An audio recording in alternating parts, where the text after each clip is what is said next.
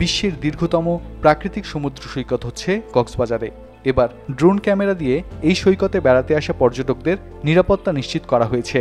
পাশাপাশি বাইনোকুলার দিয়ে পর্যবেক্ষণ করা হয়েছে সৈকতের নানান বিষয়। এছাড়া ছিল সিসি ক্যামেরা, সেগুলো পরিচালনার জন্য ছিল বড় বড় এলইডি মনিটর। এবার পুরো শহরটিকেও সিসি ক্যামেরার আওতায় আনতে চায় Bangladesh tourist police.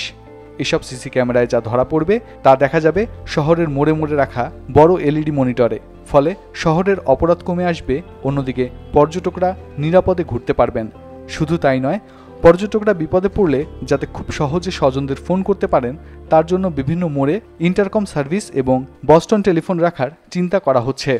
Bangladesh tourist পুলিশের একাধিক কর্মকর্তার সঙ্গে কথা বলে এসব তথ্য জানা গেছে। খোঁজ নিয়ে জানা গেছে, দেশে প্রথমবারের মতো দুটি পর্যটন কেন্দ্রে সিসি ক্যামেরা বসিয়ে মনিটরিং করা হচ্ছে। পরীক্ষামূলক এই কাজে সফলতা পেয়েছে বাংলাদেশ ট্যুরিস্ট পুলিশ। তবে ক্যামেরায় অপ্রীতিকর কিছু ধরা পড়েনি। ট্যুরিস্ট পুলিশ সূত্রে জানা গেছে, ঈদ উল ফিতরে দেশের পর্যটন কেন্দ্রগুলোতে পর্যটকদের নিরাপত্তায় সিসি ক্যামেরা বসানোর উদ্যোগ নেয় ট্যুরিস্ট পুলিশ। এরই অংশ হিসেবে প্রথমবারের মতো কুয়াকাটা সমুদ্র সৈকতে 12টি, পতেঙ্গা বিচে 12টি ও কক্সবাজারে 20টি সিসি ক্যামেরা স্থাপন করা হয়। এসব ক্যামেরা ঢাকায় বসে কন্ট্রোল রুম থেকে নিয়ন্ত্রণ করে ট্যুরিস্ট পুলিশ। ট্যুরিস্ট পুলিশের একজন কর্মকর্তা বলেন, প্রতিটি বিচে দেয়া হচ্ছে ফ্রি মোবাইল ফোন সিস্টেম। সেখান থেকে পর্যটকরা সরাসরি ট্যুরিস্ট পুলিশ তথা সেন্টারে হোয়াটসঅ্যাপ এবং কল করতে পারবেন।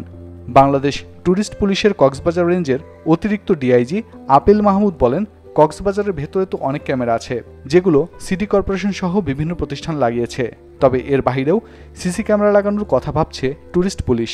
এবার সি বিচে পর্যটকদের নিরাপত্তায় বেশ কাজে দিয়েছে ইন্টারকম ও বাটন টেলিফোন। সেটি কক্সবাজার শহরের বিভিন্ন পয়েন্টে বসানোর কথা চিন্তা করছে ট্যুরিস্ট পুলিশ। বাটনে প্রেস করলেই পুলিশ চলে আসবে। এটা বাংলাদেশের ইতিহাসে একটা ইতিহাস।